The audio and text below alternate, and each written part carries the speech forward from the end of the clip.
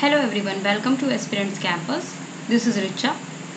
तो last video में हम लोगों ने कुछ कंपनीज देखी थी जो चाइना की कंपनी इंडिया आके अपना किस तरीके से नेटवर्क बना रही है और किस तरीके से मैन्युफैक्चरिंग कर रही है, और चाइना जो है हमारी इंडियन इकोनॉमी को कितना ज़्यादा इफ़ेक्ट कर रहा है, क्योंकि हमारे यहाँ पे ज़्यादातर जो प्रोडक्ट्स हैं वो चाइना के सेल हो रहे हैं, तो वो हमारी इंडियन इकोनॉमी को किस तरीके से इफ़ेक्ट कर रहा है। और इस वीडियो में हमें ये देखना है जो इंडिया है वो चाइना की इकोनॉमी को किस तरीके से इफ़ेक्ट कर रहा है।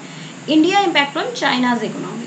ओके, तो सबसे पहले हम ये डिफरेंस इम्पोर्ट और एक्सपोर्ट यानी कि ट्रेड के ज़रिए समझेंगे। 2018 का हमारा ये डाटा है जिसमें ये कुछ कंट्रीज़ है जिनसे चाइना इंपोर्ट करता है। ये कुछ कंट्रीज़ है, जैसे साउथ कोरिया हो गया, उससे $204 बिलियन का इंपोर्ट करता है चाइना, और $180 बिलियन का इंपोर्ट करता है जापान से। यूएसए से $156 बिलियन का इंपोर्ट, और जर्मनी से $106 बिलियन का इंपोर्ट, ऑस्ट्रेलिया से $105 बिलियन का इंपोर्ट, और सबसे कम इंपोर्ट है इंडिया से $19 बिलियन, ओनली $19 बिलियन। तो ये तो इंपोर्ट की बात हो गई कि चाइना कौन सी कंट्री से कितना इंपोर्ट कर रहा है। तो आप ये देख सकते हैं यहाँ पे कि इंडिया जो है सबसे कम, सबसे लास्ट में है ये कंट्री जो जिससे चाइना $19 बिलियन, सिर्फ $19 बिलियन इंपोर्ट कर रहा है। ठीक है, और नेक्स्ट स्लाइड हमारा आता है 2018 का ही ये डाटा है, कौन सी कंट्री को चाइना कितना एक्सपोर्ट करता है। तो यहाँ पे जैसे कि हमने देखा था यूएसए से $156 बिलियन का इंपोर्ट करता है चाइना, और यहाँ पे हम ये देख सकते हैं यूएसए से $479 बिलियन का एक्सपोर्ट करता है चाइना। यानी कि चाइना की क्या स्ट्रेटेजी है, लो इंपोर्ट और मोर एक्सपोर्ट। तो अगर वो किसी भी कंट्री से इंपोर्ट कम करेगा, वहां पे एक्सपोर्ट ज्यादा करेगा, तो उसका मार्केट उतना ही ज्यादा एक्सपेंड होगा, वो उतना ही ज्यादा अच्छे तरीके से अपने अपने आप को इकोनॉमिकली पावरफुल बनाएगा। ठीक है, तो ये आप डाटा देख रहे होंगे, जैसे कि ये USA, Hong Kong, Japan, south Korea, Taiwan और इंडिया। इंडिया से वो $19 बिलियन इंपोर्ट करता है, और इंडिया को चाइना $76 बिलियन एक्सपोर्ट करता है, जो कि 3-4 गुना है, और सभी कंट्रीज के साथ इसका ऐसा ही रिलेशन है।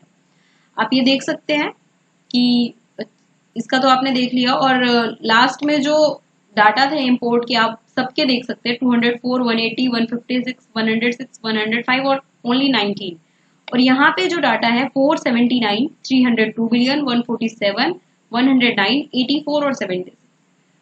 तो ये दो कंट्रीज है जहां पे चाइना बहुत ज्यादा एक्सपोर्ट करता है, और इंडिया भी चाइना के लिए एक बहुत बड़ा मार्केट है। ठीक है, तो ये चाइना की स्ट्रेटेजी रही है। जैसी सिचुएशन आज इंडिया के सामने है, वैसी सिचुएशन पहले मंगोलिया के सामने भी थी, और वैसी ही सिचुएशन पहले म्यांमार के सामने भी थी, और सेम वैसी ही कुछ सिचुएशन तिब्बत के साथ भी थी, जहां पे चाइना का एक्सपोर्ट बहुत ज्यादा था, और तिब्बत क्योंकि उतना ज्यादा मैन्युफैक्चरिंग में ज्यादा अच्छा नहीं है, इस वजह से वो इतना ज्यादा इंपोर्ट नहीं करता था। अभी भी इंडिया हमारा मैन्युफैक्चरिंग में बहुत पीछे है, इंडिया एक डेवलपिंग कंट्री है, और चाइना जो है इंडिया से बहुत ज्यादा आगे है इस मामले में, डेवलपमेंट के मामले में और मैन्युफैक्चरिंग के मामले में। इस बात का फायदा पूरी तरह चाइना उठा रहा है, और वो इकोनॉमिकली वीक करना चाहता है इंडिया को, क्योंकि अगर इंडिया अपना मैन्युफैक्चर स्टार्ट कर दे करना और एक्सपोर्ट बढ़ा दे, अपना एक्सपोर्ट इंडिया अगर बढ़ा दे, तो फिर कुछ बेनिफिट हो सकता है हमको। ठीक है, नहीं तो ये एक ट्रेड वॉर बन सकता है इस तरीके से। अब आप ये चार्ट देख सकते हैं, ये चार्ट जो हमारा नेक्स्ट स्लाइड में, ये है एक्सपोर्ट फ्रॉम इंडिया का। इंडिया से कितना कब एक्सपोर्ट किया गया है।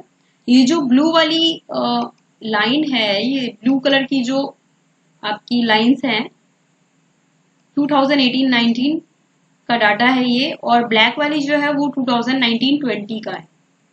ठीक है, यूएस डॉलर मिलियन में। तो ये आप ये चेक कर सकते हैं, देखिए पहले जो इंडिया का एक्सपोर्ट था चाइना को 3249.21 ऑर्गेनिक केमिकल्स में था, और 2019-20 में उसका एक्सपोर्ट एकदम से कम हो गया। ये देख सकते हैं आप, उसका एक्सपोर्ट कम हो गया। ठीक है, ओनली ऐसे 2 सेक्टर हैं जहां पे उसका एक्सपोर्ट इंक्रीज हुआ है 2019-20 में, वो है ओर स्लैग एशेज और फिश एंड क्रस्टेशियंस। ठीक है, ओनली 2 सेक्टर्स है जहां पे उसका एक्सपोर्ट इंक्रीज हुआ है 2019-20 में, नहीं तो बाकी सेक्टर्स में उसका एक्सपोर्ट जो है, इंडिया का एक्सपोर्ट चाइना को बहुत कम हो गया। अब ये चेक देखिए आप, चार्ट में आपको क्लियर नजर आ रहा होगा कि एक्सपोर्ट पे कितना ज्यादा इफेक्ट पड़ रहा है, कितना ज्यादा कम हो रहा है, कितना ज्यादा डिफरेंस है ना। चलते अब अपने नेक्स्ट स्लाइड पे, की पॉइंट्स ऑन एक्सपोर्ट। चाइना जो है इंडिया का सेकेंड लार्जेस्ट ट्रेडिंग पार्टनर है। तो इंडिया का मेराइन एक्सपोर्ट जो है चाइना को, वो $800 मिलियन पहुंच चुका है, और 2019 तक ये चांसेस थे कि $1 बिलियन मार्क कर जाएगा। गवर्नमेंट को चाइना को काउंटर करना है तो उन्हें काफी बड़ी प्लानिंग करनी पड़ेगी, क्योंकि चाइनीज मार्केट जो है वो इंडिया में काफी बड़ी मार्केट है, और उसको रिप्लेस करने के लिए हमें दूसरी कंट्रीज के हेल्प की जरूरत पड़ेगी, क्योंकि हम इतनी जल्दी उसका अल्टरनेट नहीं बना सकते हैं। इंडिया एक डेवलपिंग फेज में है और उसको डेवलप्ड होने में अभी टाइम लगेगा। चाइना के सामने और बैलेंस ऑफ ट्रेड जो है वो अगर सही से चल पाए, इक्वली कर पाए हम, तो उसके लिए क्या है, हमें अपनी मैन्युफैक्चरिंग इंक्रीज करनी होगी, या फिर हमें दूसरे अल्टरनेट कंट्रीज को यहाँ पे इस मार्केट में लेके आना पड़ेगा, ताकि जब भी चाइना के साथ इंडिया का वॉर हो, चाइना अपना पूरा का पूरा जो भी वो सप्लाई करता है यहाँ पे, वो अपना सप्लाई चेन रोक ना दे, जिससे हमें प्रॉब्लम ना हो। ठीक है, चाइना के साथ इंडिया का ट्रेड का क्या प्रॉफिट है, चलिए अब हम ये देखते हैं।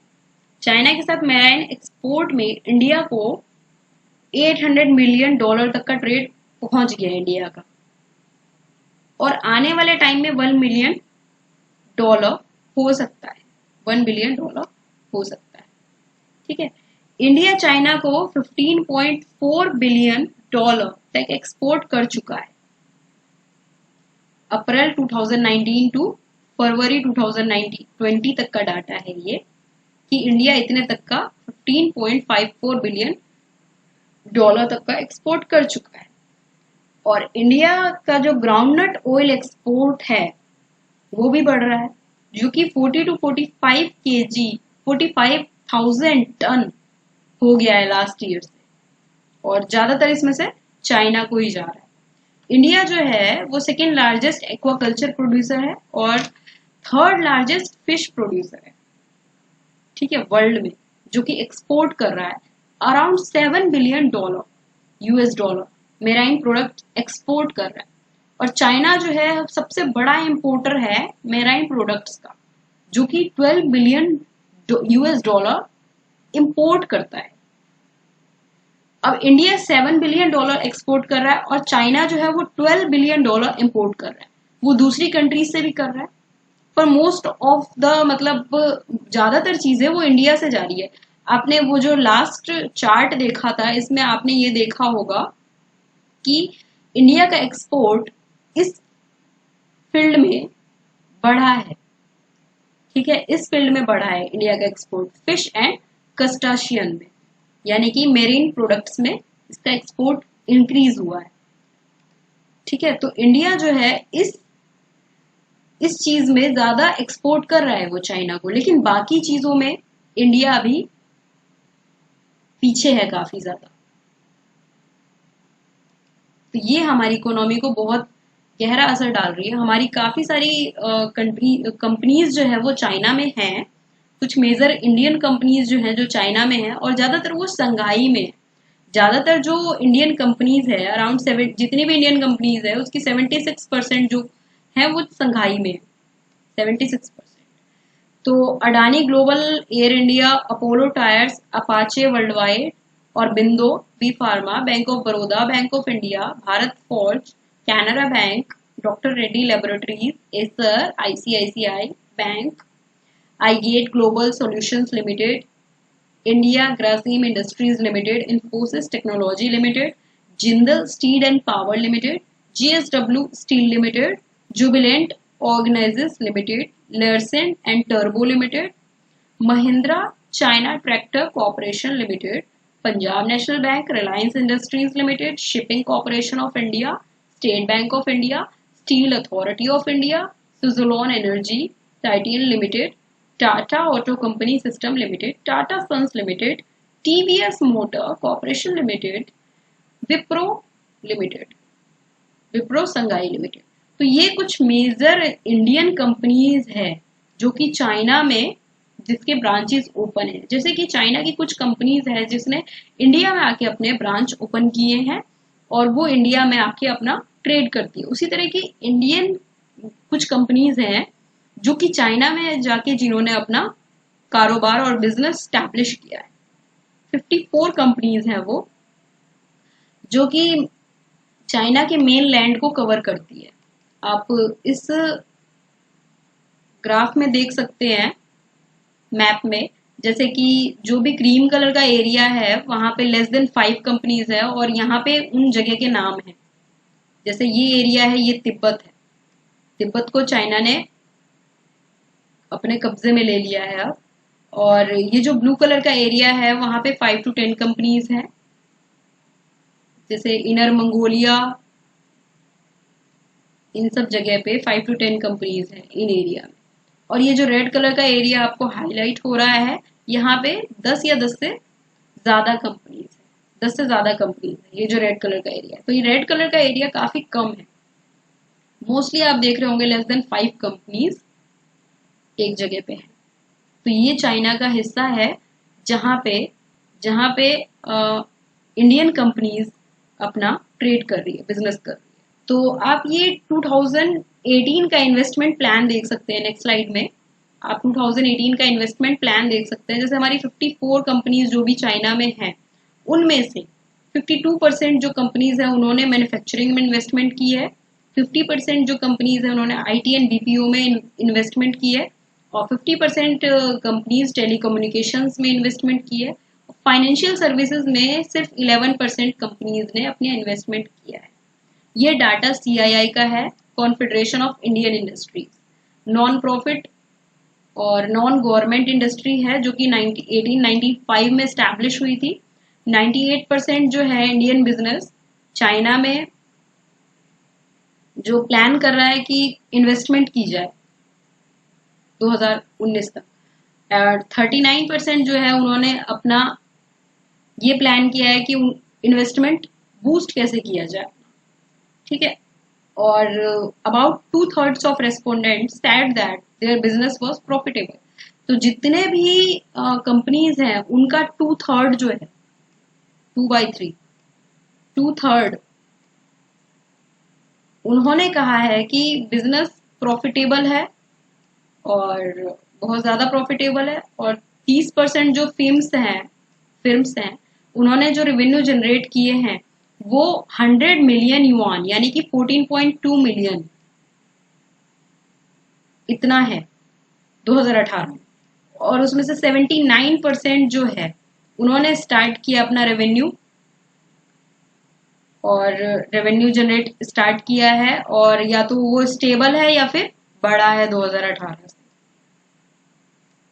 79% कंपनीज का रेवेन्यू स्टेबल है या फिर 2018 में जितना था उससे इंक्रीज हुआ है। अब चलते हैं अपने लास्ट स्लाइड पे। जो हमारी इंडियन कंपनीज हैं उनको चाइना में कौन कौन से चैलेंजेस फेस करने पड़ रहे हैं। सबसे इंपॉर्टेंट बात आती है हमारी कि जो भी हमारी कंपनी वहां पे ट्रेड करने जाती है उनको कौन से एक्सटर्नल चैलेंजेस फेस करने पड़ते हैं चाइना में। तो सबसे अब एक बात ये है कि इंडिया में जो लेबर कॉस्ट है वो काफी चीपर है, 10,000 से 15,000 तक में लेबर मिल जाता है। लेकिन चाइना में लेबर कॉस्ट जो है वो बढ़ रहा है, राइजिंग लेबर कॉस्ट। तो कोई भी कंपनी अगर स्टैब्लिश होती है तो सबसे पहले वहां पे ह्यूमन कैपिटल की जरूरत होती है, और वहां पे लेबर कॉस्ट जो है वो बढ़ रहा है। कंपटीशन बहुत ज्यादा हो गया क्योंकि चाइना की अपनी बहुत सारी मैन्युफैक्चरिंग कंपनीज है। ठीक है, इस वजह से इंडियन कंपनीज को वहां पे इतनी जल्दी अपॉर्चुनिटी मिलना इजी नहीं है, तो इसलिए कॉम्पिटिशन बहुत ज्यादा है। वहां की गवर्नमेंट पॉलिसीज कुछ अलग है जो कि बाहर की कंपनीज के लिए होती है। रॉ मटेरियल के कॉस्ट इंक्रीज हो रहे हैं, लोकल प्रोटेक्शनिज्म है, आरबीएम एप्रिसिएशन है, इकोनॉमिक स्लोडाउन है, जो चाइना में इकोनॉमिक स्लोडाउन आता है उसका भी इफेक्ट पड़ता है, लीगल एनवायरनमेंट और slow recovery of global economy. तो सबसे ज्यादा इम्पैक्ट जो है, सबसे ज्यादा इम्पैक्ट कर रहा है लेबर कॉस्ट। आप ये देख सकते हैं, लेबर कॉस्ट सबसे ज्यादा इम्पैक्ट कर रहा है। तो चाइना में मेजर प्रॉब्लम यही है, लेबर कॉस्ट। उसके बाद आता है कंपटीशन। हाँ, तो एक और ग्राफ है, उसमें भी आप ये देख सकते हैं, major management challenges in China. ये तो एक्सटर्नल चैलेंजेस थे, अब कुछ मैनेजमेंट चैलेंजेस हैं जो चाइना में है मेजर। कौन से? Finding and retaining talent. ठीक है, लेबर तो मिल जाएगा, लेकिन वो हमारे काम के लिए सुटेबल है या नहीं है, ये डिपेंड करता है।